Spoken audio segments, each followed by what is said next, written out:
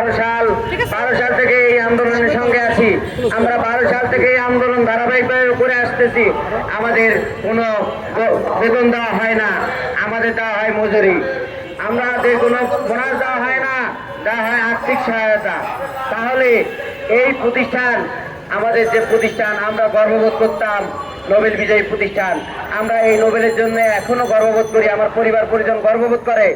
আজকে যখন এই 24-এর গণ অভ্যুত্থানের পরে আমাদের এমডি স্যার, প্রাক্তন MD sir doctor Mohammad Yunus sir আমাদের এই সংস্কারের দায়িত্বে, সংস্কারের যে বৈষম্যের যে নায়ক, তাকে এই বাংলাদেশ সবাই কিন্তু তাকে সমর্থন দিয়ে এই জায়গায় উপনীত করছে।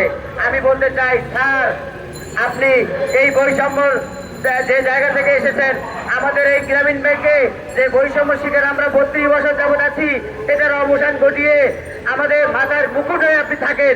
আমরা আমাদের পরিবার পরিজন থেকে আল্লাহর কাছে 2 হাত তুলে দোয়া করব সবার জন্য, যে বৈষম্যের যে ছাইদের যে রক্ত আমরা কিন্তু বিদেশ যেতে দেবো না।